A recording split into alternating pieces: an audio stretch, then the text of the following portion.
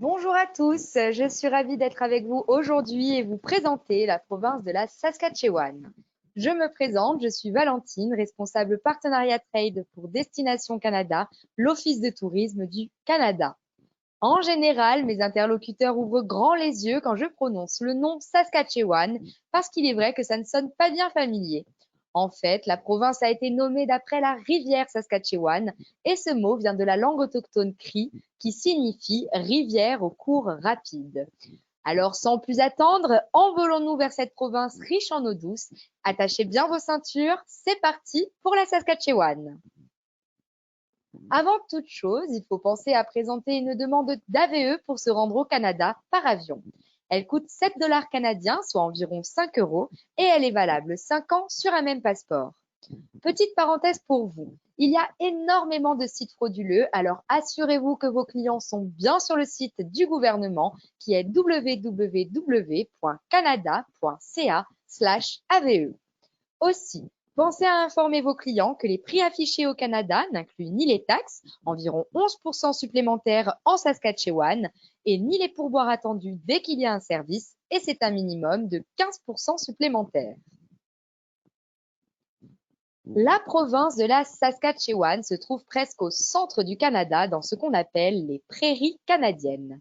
Avec sa superficie de 652 000 km², elle fait un peu plus que la taille de la France, mais la moitié est couverte de forêts, le tiers est constitué de terres agricoles et le huitième est recouvert d'eau douce. À peine plus d'1 million d'habitants vit dans cette province et se concentre au sud. 2% sont francophones, on les appelle les Fransaskois. Alors consultez le site internet Corridor Canada pour découvrir le Canada en français. Comment se rendre en Saskatchewan? Les portes d'entrée sont les villes de Regina ou de Saskatoon.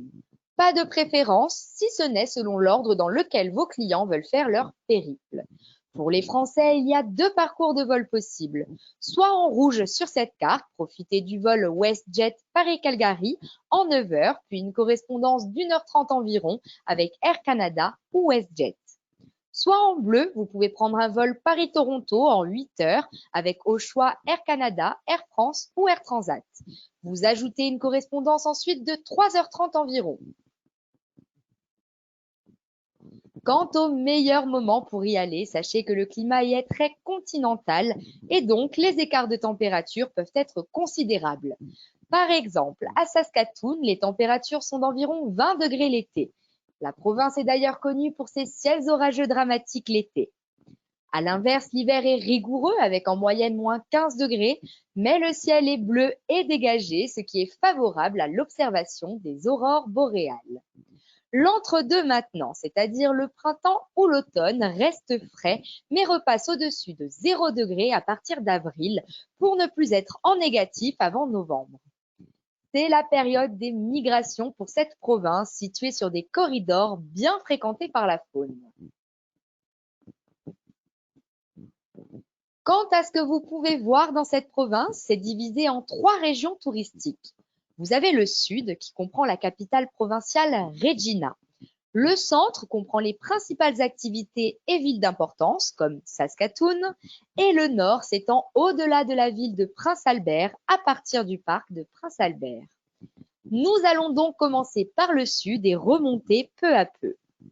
Vous voyez sur la carte que la province est bordée à l'est par le Manitoba, à l'ouest par l'Alberta, au sud par les États américains du Montana et du Dakota du Nord et au nord par les territoires du Nord-Ouest. Vous pouvez d'ailleurs noter que la Saskatchewan se prête bien aux itinéraires combinés avec notamment l'Alberta ou encore le Manitoba. Nous prenons donc un vol pour le sud de la province jusqu'à Regina, qui est la capitale provinciale. Depuis l'aéroport, vous pouvez prendre un bus, mais la voiture de location vous sera vite nécessaire, alors louez-la directement. Vous n'êtes alors qu'à 10 minutes du centre-ville.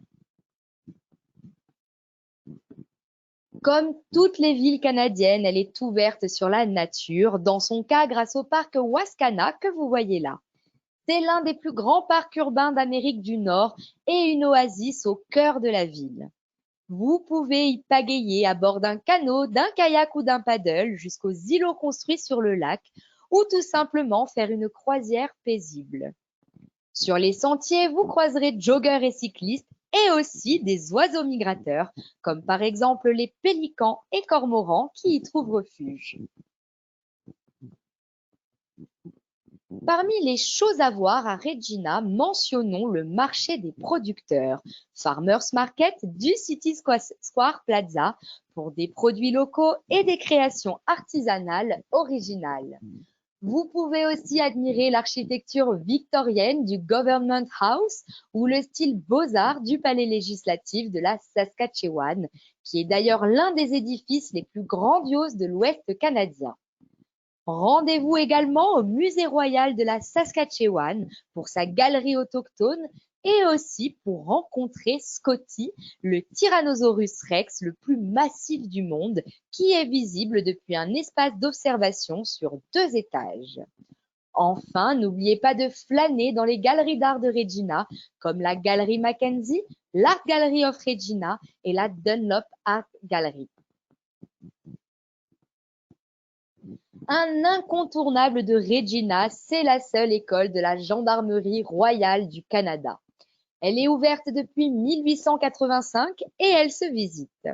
C'est un excellent endroit pour découvrir l'histoire de cette icône canadienne. Le musée est interactif avec des simulateurs et des démonstrations. Par exemple, quand les cadets effectuent l'exercice militaire pendant le défilé du sergent-major, ou encore lors de la magnifique cérémonie du crépuscule l'été. Tant que vous êtes en ville, profitez-en pour goûter à l'animation lors des jours de match locaux. Les fans des Riders, en vert sur cette photo, sont réputés pour être les plus passionnés au Canada. Alors en été et en automne, assistez à un match de football canadien des Rough Riders de Regina. Il y a beaucoup de musique et tout un spectacle lors des matchs. C'est une expérience juste exaltante. En hiver et au printemps, vous pouvez encourager l'équipe de cross Saskatchewan Rush. Ce sport a été inventé par un Canadien et aurait des origines autochtones. Il se joue avec un long bâton surmonté d'un filet pour stabiliser la balle avant de la renvoyer à un coéquipier ou mieux encore pour marquer. Historiquement, sachez aussi que la Saskatchewan se distingue régulièrement en curling, qui est un autre sport canadien. Notez aussi que la province compte de nombreux clubs de golf pour les amateurs ou pros. À 1 heure au nord-est de Regina, laissez-vous porter par le rythme des tambours, le pouvoir du chant et l'éclat des tenues cérémonielles ornées de perles, de clochettes, de piquants de porc-épic et de plumes. La Première Nation Standing Buffalo, près de Fort Qu'Appelle, organise un powwow réputé où les danseurs exécutent des pas et tournoient au tintement de leurs clochettes lors d'une danse traditionnelle. Le powwow est une coutume culturelle et sociale importante des peuples autochtones. C'est solidement ancré dans leur tradition. Le Fort Qu'Appelle, juste à côté, offre des vues splendides sur la vallée qui déroule ses paysages semi-arides de Badlands. Idéalement situé au sud de la rivière, le Fort Qu'Appelle a été désigné lieu historique national du Canada en 1953 pour la raison suivante. Son rôle en tant que principal dépôt de traite des fourrures durant la deuxième moitié du 19e siècle. Et toujours dans le même coin, lors d'une même journée, vous pourriez visiter le Motherwell Homestead National Historic Park. Cet endroit retrace l'arrivée des colons fin 19e depuis la province de l'Ontario jusqu'à cette partie alors considérée comme l'Ouest canadien. William Motherwell était un leader local réputé en agriculture. Si vous êtes prêts maintenant à lever le camp de Regina, nous allons faire notre périple dans le sens des aiguilles d'une montre et tout d'abord sillonner le sud pour découvrir les Badlands, le parc national des prairies, les restes de dinosaures à East End, puis le parc interprovincial Cypress Hills, autour duquel se trouvent des ranchs réputés et un fort historique. Nous remonterons alors au nord vers les dunes de Great Sand Hills et terminerons cette petite boucle par Moose Jaw. À moins de 2 heures de Regina, nous sommes dans les mauvaises terres, arides, où peu de choses poussent. Les Badlands de Big Muddy comportent de vastes collines, des vallées et des grottes qui auraient servi de refuge aux chefs Sitting Bull et plus tard à des hors-la-loi. Un vestige de la période glaciaire, Castle Butte, ici en photo, s'élève à 60 mètres au-dessus des prairies. C'est à voir. En continuant 3 heures à l'ouest, nous arrivons au parc national des prairies. C'est une étendue de collines herbeuses et de vallées fluviales où vous pouvez observer une faune unique. En empruntant le circuit de l'écotour, vous verrez des hardes de bisons des plaines qui errent sur les terres en broutant les herbes indigènes. Vous verrez aussi des cerfs et des chiens de prairie à queue noire, qui sont en fait des rongeurs, et des antilopes capras. Le soir venu, profitez de la voie lactée qui illumine cette réserve de ciel étoilé. Depuis le parc des Prairies, en continuant vers le nord-ouest, vous traversez des terres agricoles. C'est de loin la principale industrie de la Saskatchewan. La province est première exportatrice mondiale de lentilles et de pois secs et elle exporte plus d'un tiers de la production mondiale de blé dur.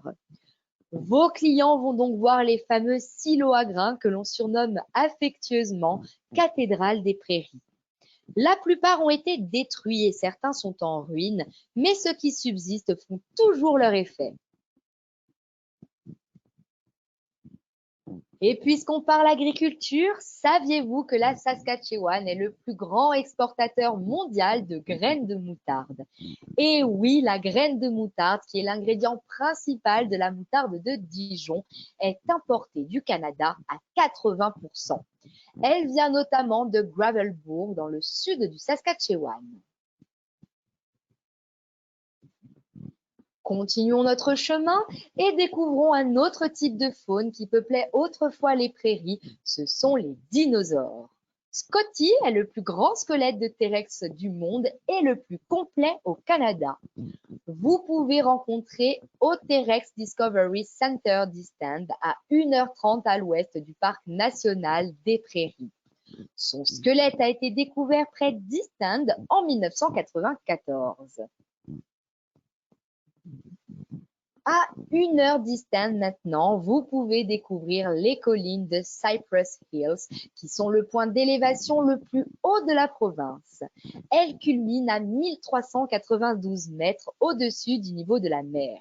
Ce plateau boisé se parcourt facilement.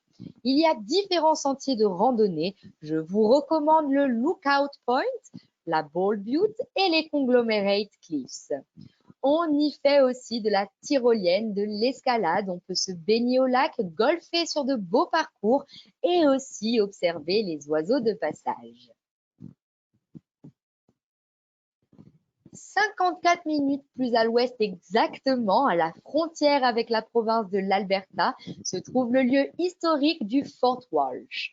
Il commémore la vie des gens qui y travaillaient vers 1875. Ce fort était un poste de la police montée qui a joué un rôle clé dans le maintien de l'ordre dans l'Ouest canadien. Des guides en costume d'époque vous relatent les événements qui ont marqué cette période de criminalité avec les contrebandiers de whisky. C'est vraiment très intéressant. Tant que nous sommes dans le coin, je voulais vous préciser que la Saskatchewan est la deuxième province la plus importante en élevage bovin après l'Alberta. On y trouve donc beaucoup de ranchs pour les amateurs d'équitation. Les ranchs sont des fermes agricoles où vivent et travaillent les cow-boys, qui sont parfois aussi des endroits où vous pouvez séjourner. Alors voyons maintenant à quoi ressemblerait votre visite là-bas. Vos clients sont invités à prendre part à toutes les activités du ranch. Si vous choisissez de vivre à la manière des cow-boys, vous commencerez la journée par un copieux petit déjeuner avec bacon, œufs brouillés, pommes de terre sautées et pain grillé. Ensuite, vous serez affecté à la préparation des chevaux. Il faut donc les brosser, nettoyer leurs sabots et évidemment les équiper. Aussitôt après, vous aurez la possibilité de partir en excursion à cheval sur plus de 100 km de chemin sauvage. De quoi recommencer tous les jours sans jamais se répéter. Vous découvrirez les environs avec les vastes étendues à perte de vue et les ciels dramatiques. Dans votre sac, n'oubliez pas une bouteille d'eau, votre appareil photo, des vêtements de rechange et surtout une crème solaire. Pour vous mettre dans l'ambiance Far West, on vous proposera aussi d'accompagner les cow-boys pour surveiller et rassembler les troupeaux dispersés dans les champs. Et vous pourrez aussi affûter votre technique pour les épreuves du rodéo.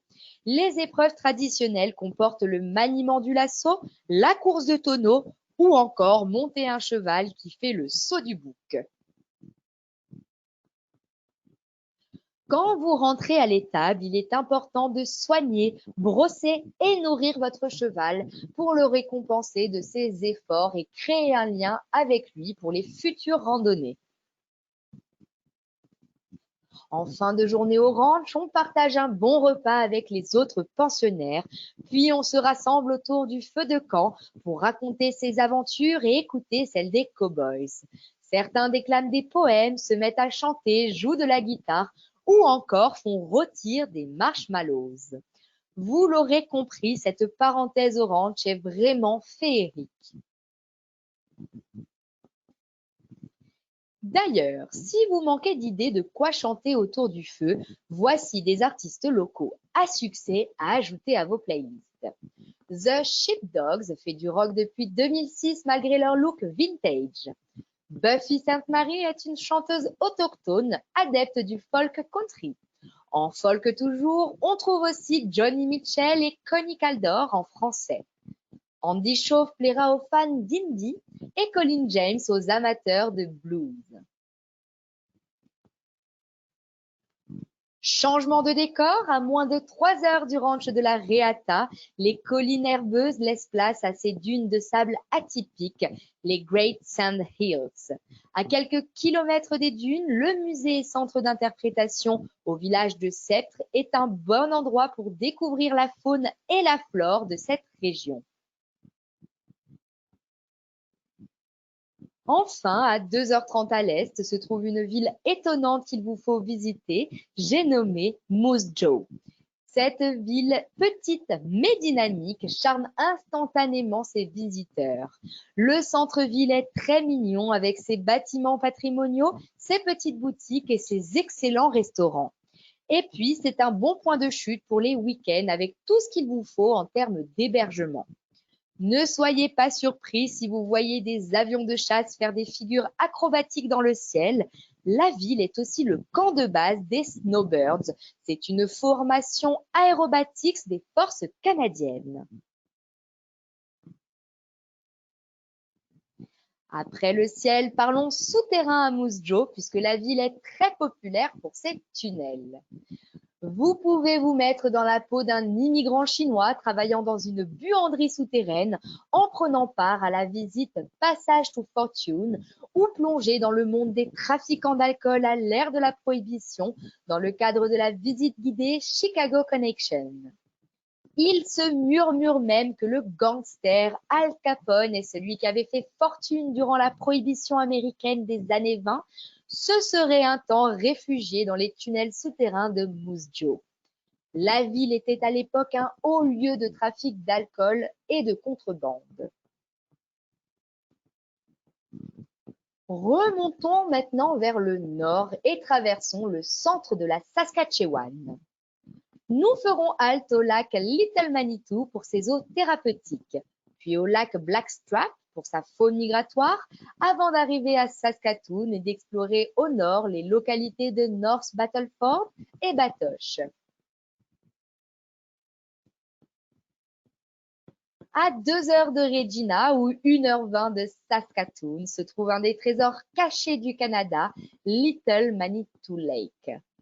Cet endroit est connu comme la mer morte du Canada car la concentration minérale du lac Little Manitou est très élevée. Ça attire des gens du monde entier pour profiter de ses vertus thérapeutiques. Un centre de villégiature s'est construit autour pour vous apporter tout le confort nécessaire. Et puis, question sécurité au lac, vous y êtes assuré de flotter. Il est impossible de se noyer. 1 heure à l'ouest du lac Little Manitou se trouve un autre lac réputé, Blackstrap Lake. Il abrite les oiseaux migratoires de passage car la Saskatchewan est située au cœur de la voie migratoire du centre de l'Amérique du Nord, c'est-à-dire l'une des 4 principales routes de migration des oiseaux du continent. Les ornithologues sont servis et vous comprenez maintenant pourquoi la Saskatchewan est parfois surnommée Terre des cieux vivants. 40 minutes de voiture plus au nord, nous voici arrivés dans la plus grande ville de la Saskatchewan avec 300 000 habitants, j'ai nommé Saskatoon. C'est le nid branché de la province et un chef de file mondial en biotechnologie agricole. Vos clients pourront repartir par cet aéroport et le code est YXE. Saskatoon est aussi parfois surnommé le Paris des prairies car elle compte de nombreux ponts, 7 au total, qui enjambent la rivière. Alors, comme à Paris, je vous conseille d'y faire une croisière en bateau sur la rivière Saskatchewan pour un point de vue unique sur la ville. Sinon, vous pouvez la descendre en canot, en kayak ou en paddle en traversant de magnifiques vallées fluviales le long de la Chief Whitecape Waterway qui fait quand même 105 km. Le départ se fait au barrage Gardiner à l'extrémité nord du lac Diefenbaker et l'arrivée se fait à la ville de Saskatoon. Est-ce que vous saviez que le nom de la ville Saskatoon vient d'une baie? Cette baie rouge comestible indigène à la région était appelée Missaskwatumin par les autochtones Cris. Elle ressemble un peu à notre myrtille. Alors évidemment, dans cette province, vous mangerez des baies à toutes les sauces. Ma préférée, c'est en berry pie, c'est-à-dire la tarte aux baies d'amélanchier en français. Les baies sont aussi utilisées en pemmican, c'est une barre nutritive de bison séché, broyé et mélangé aux érelles. La province est aussi très friande de bannock, qui est un pain frit amérindien. Et on y trouve aussi une curiosité, les spud nuts. Ce sont des dough-nuts à la pomme de terre qui sont vraiment très savoureux. J'en ai l'eau à la bouche et bon appétit! Vous pouvez d'ailleurs trouver ces spécialités au Saskatoon Farmers Market. Visitez ensuite le quartier historique de Riversdale qui regorge d'excellents restaurants. Pour des petits magasins sympathiques, direction l'artère commerciale Broadway Avenue. Et côté nature dans la ville, profitez du long sentier Mewazin Valley à pied, à vélo ou en rollers. Plus de 80 km de chemin vous attendent et serpentent la ville. Les rives sont bordées d'arbres et de fleurs sauvages, mais aussi de jeux aquatiques vers le quartier de River Landing. Côté art maintenant, la galerie Remain Modern de Saskatoon a ouvert en 2017 et elle est déjà considérée comme l'une des galeries d'art les plus visionnaires en Amérique du Nord. Vous pouvez y découvrir des expositions d'artistes du monde entier et admirer son architecture extérieure qui a d'ailleurs été primée. Côté littérature, c'est le moment de vous conseiller de la lecture locale puisque l'auteur Guy Clarence Vandergay habite encore à Saskatoon. Ce romancier est connu pour sa trilogie de romans dans l'Amérique du 19e siècle et l'Ouest canadien. Ses livres s'intitulent Comme des loups, La dernière traversée et Comme des feux dans la plaine. Un autre de ses livres plus récents, Le dernier passage en 2002, a aussi été un best-seller national. Enfin, puisque nous sommes à Saskatoon, vous pourriez en profiter pour embarquer à bord d'un train renommé. Il s'agit du train Couchette, le Canadien de Via Rail, qui va de Toronto jusqu'à Vancouver en 4 nuits et 3 jours. On peut dormir à bord dans des cabines et admirer les paysages depuis une voiture panoramique à 2 niveaux, mais aussi profiter d'un bar et d'un wagon-restaurant pour les plus gourmands. Les alentours de Saskatoon valent aussi le détour. À 20 minutes au nord de la ville se trouve un lieu historique national rappelant l'histoire des peuples autochtones qui se rassemblaient, chassaient et exerçaient leurs pratiques spirituelles à cet endroit exact il y a 6000 ans, et c'est le parc du patrimoine Wanuskewin. Il organise des marches interprétatives pour reconnecter avec la spiritualité de ce lieu. Vous pouvez aussi observer des bisons qui ont été réintroduits avec succès dans la plaine herbeuse à flanc de falaise. À 1 heure au nord de Saskatoon, maintenant, je vous conseille de visiter le lieu historique national de Batoche pour comprendre la vie des Métis entre 1860 et 1900. Les Métis sont les Canadiens d'origine mixte avec les Autochtones.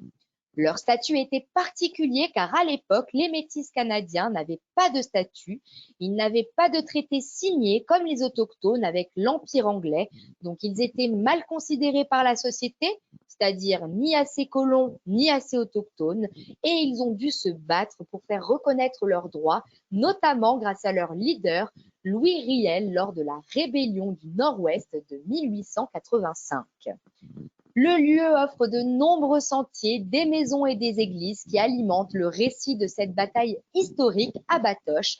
Alors pour comprendre l'histoire canadienne, je vous recommande vivement d'y aller.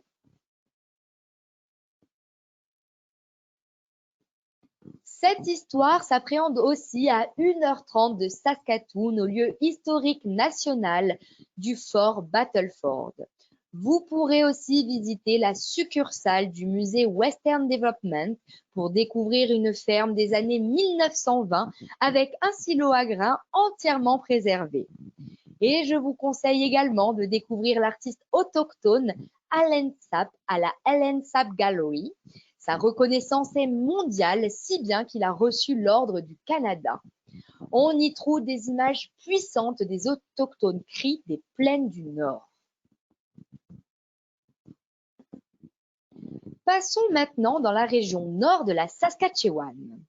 Avec ses parcs vallonnés, ses forêts boréales et ses labyrinthes de voies navigables, le nord de la Saskatchewan est à découvrir. Nous traverserons le parc national Prince Albert, puis le parc du lac Laronge, et enfin nous nous envolerons aux dunes Athabasca Sand, à l'extrême nord-ouest de la province. Prince Albert, à 1h30 au nord de Saskatoon, est la plus ancienne ville de la Saskatchewan. Elle dispose d'un musée historique pour découvrir l'histoire du commerce des fourrures et les racines de l'Ouest canadien. De là, rendez-vous à Weskeziu, 1 heure plus au nord de la ville de Prince Albert. Weskeziu est un ravissant centre de villégiature en bord de lac qui sert d'entrée principale pour le parc de Prince Albert et vous offre tous les services utiles. Le parc de Prince Albert est considéré comme un des plus beaux parcs de la province. On y trouve la 2e colonie de pélicans blancs d'Amérique au Canada sur le lac Lavallée et aussi des circuits de canot et de randonnée qui sont très réputés. Le paysage le long des sentiers est incroyablement diversifié, allant des grands prés dégagés aux collines herbeuses typiques des prairies, aux sentiers forestiers étroits et aussi aux rivières et lacs aux eaux cristallines. Le parc national de Prince Albert vous plaira à coup sûr avec sa nature à la fois sauvage et accessible. Un peu moins de 2 heures au nord de Ouasquezio, vos clients peuvent sortir des sentiers battus pour découvrir le parc provincial du lac Laronge. Il est moins connu, mais plus grand. Le lac Laronge est un lac glaciaire et c'est le 5e plus grand lac de la province. Il est d'ailleurs un lieu de vacances populaire. Les activités de loisirs comprennent la pêche, la navigation de plaisance, le canot, la randonnée et le camping. En parlant canot, vous y trouvez près de 130 îles et voies de canot pour pagayer sur la rivière Churchill. Profitez des belles plages de sable au passage. D'ailleurs, bon nombre de ces parcours avaient servi avant à la traite des fourrures. Je vous conseille aussi d'aller jusqu'aux chutes Nistelrooy. Elles sont hautes de 24 mètres et parmi les plus belles de la province. Toujours sur les rives de la rivière Churchill, admirez la cathédrale anglicane Holy Trinity à Stanley Mission. C'est le plus ancien bâtiment de la province. Elle a été construite dans un style néo-gothique entre 1854 et 1860 à partir de bilots de bois dur coupés par les peuples autochtones locaux. L'église est d'ailleurs ornée de vitraux tout droit importés d'Angleterre. Dans la partie la plus septentrionale de la province, mentionnons les dunes de sable d'Athabasca, vers le plus grand lac de la Saskatchewan, le lac Athabasca.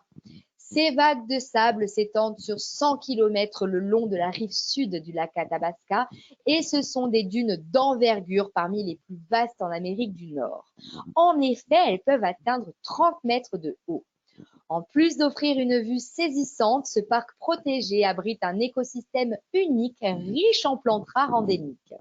Sur place, vous pourrez aussi pratiquer des activités nautiques et de la pêche. Attention, la région n'est accessible que par hydravion, donc à recommander aux visiteurs expérimentés en milieu sauvage. C'est ainsi que se termine notre tour de la Saskatchewan. Aujourd'hui, nous avons découvert sa charmante capitale provinciale Regina, puis les Badlands et le parc national des Prairies au sud, avant de remonter au nord avec le parc interprovincial Cypress Hills. Nous aurions d'ailleurs facilement pu proposer un combiné Alberta-Saskatchewan, mais le but de cette présentation était plutôt de vous présenter la diversité de cette province. Alors, nous avons continué plein nord pour rejoindre Saskatoon, la plus grande ville de la province, et découvrir encore 2 très beaux parcs, notamment le Prince Albert et le parc du lac Laronge. Alors, pour résumer, pourquoi venir en Saskatchewan ? La Saskatchewan, c'est des terres ancestrales aux propriétés spirituelles comme Standing Nation ou encore Wanuskewin. Les passionnés d'histoire seront heureux de découvrir l'histoire des autochtones et des métis et aussi les sentiers interprétatifs avec des guides en habits d'époque. Vous pourrez aussi vous extasier devant des ciels infinis et dansants au rythme des migrations d'oiseaux, orages et aurores boréales. Enfin, la Saskatchewan, c'est une terre agricole où les collines vous offrent de beaux panoramas sur les blés blonds fertiles et embrassés aussi lors de randonnées ou chevauchées mémorables grâce au ranch de la province. J'espère vous retrouver bientôt en Saskatchewan et je vous remercie à toutes et à tous pour votre attention. Pour les curieux, je vous propose 2 sites officiels à visiter. D'abord l'Office de tourisme national avec explorecanada.fr et ensuite l'Office de tourisme provincial, tourisme sans E, saskatchewan.com. Je reste bien entendu à votre disposition pour toute question. Vous trouvez ici mon courriel qui est vpissard@tourisme-synergique.com. Pour terminer, je vous laisse avec la magnifique vidéo de la province de la Saskatchewan et je vous souhaite une belle journée et à tantôt au Canada.